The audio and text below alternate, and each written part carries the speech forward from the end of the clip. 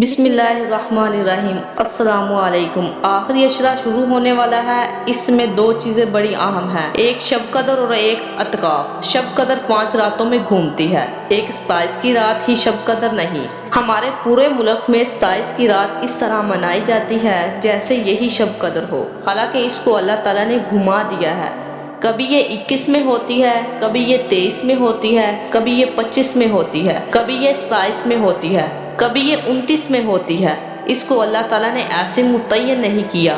حضور پاک صلی اللہ علیہ وآلہ وسلم تشریف لا رہے تھے شب قدر بتانے کے لیے، تعین کے ساتھ، متعین ہونے کے ساتھ۔ پس دو آدمی آپس میں لڑ رہے تھے تو آپ صلی اللہ علیہ وآلہ وسلم نے فرمایا، میں آیا تھا تمہیں شب قدر بتانے کے لیے، لیکن ان کی لڑائی کی وجہ سے اس کو اللہ نے مجھے بھلا دیا ہے، لہٰذا تم اب اس کو 5 راتوں میں تلاش کرو۔ پہلا عشرہ رحمت کا، دوسرا مغفرت کا، تیسرا جہنم سے آزادی کا، آخری عشرہ جہنم سے آزادی کا ہے۔ نبی پاک صلی اللہ علیہ وآلہ وسلم ساری زندگی اعتکاف بیٹھے۔ آخری عشرہ رمضان المبارک کے آخری عشرہ میں ایک عظیم عبادت سر انجام دی جاتی ہے، جس میں اللہ کے چاہنے والے اپنے گھر بار کو چھوڑ کر اللہ کے دربار آ کر بیٹھ جاتے ہیں اور دن رات صرف اللہ کی یاد میں ڈوبے رہتے ہیں۔ نبی کریم صلی اللہ علیہ وآلہ وسلم نے خود بھی اسے پابندی سے اختیار کیا ہے اور امت کو بھی اس کی ترغیب دی ہے۔ ذیل میں اس کے فضائل ذکر کیے جا رہے ہیں، انہیں پڑھ کر ان فضیلتوں کو حاصل کرنے کی کوشش کریں۔ اللہ پاک عمل کی توفیق نصیب فرمائے، آمین۔ حضرت عائشہ صدیقہ رضی اللہ تعالیٰ عنہا فرماتی ہیں، نبی کریم صلی اللہ علیہ وآلہ وسلم رمضان المبارک کے آخری عشرہ میں اعتکاف کیا کرتے تھے، یہاں تک کہ آپ کی وفات ہو گئی۔ اس حدیث سے معلوم ہوا کہ آپ صلی اللہ علیہ وآلہ وسلم کس قدر پابندی کے ساتھ اعتکاف فرماتے تھے۔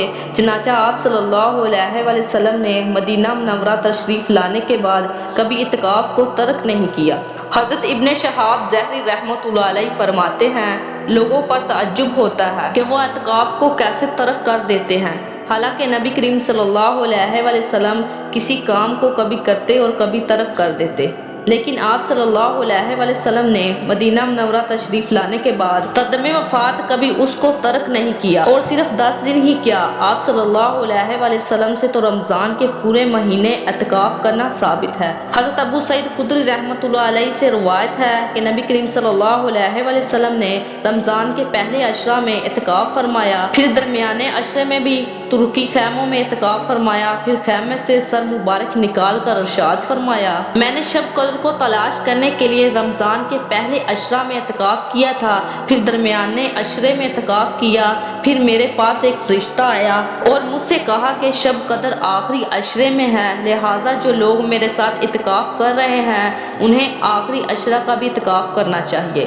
اور جس سال آپ کا وصال ہوا اس سال آپ صلی اللہ علیہ وآلہ وسلم نے 20 دن کا اعتکاف فرمایا تھا۔ چنانچہ حضرت ابو ہریرہ رضی اللہ تعالیٰ عنہ فرماتے ہیں کہ نبی کریم صلی اللہ علیہ وآلہ وسلم ہر رمضان میں 10 دن اعتکاف کیا کرتے تھے، اور جس سال آپ صلی اللہ علیہ وآلہ وسلم کی رحلت ہوئی اس سال آپ صلی اللہ علیہ وآلہ وسلم نے 20 دن کا اعتکاف فرمایا۔ حضرت عبداللہ بن عباس رضی اللہ تعالیٰ عنہ نبی کریم صلی اللہ علیہ وآلہ وسلم کا یہ ارشاد نقل فرماتے ہیں، اعتکاف کرنے والا گناہوں سے بچا رہتا ہے اور اس کی نیکیوں کا حساب ساری نیکیاں کرنے والے بندے کی طرف جاتا رہتا ہے۔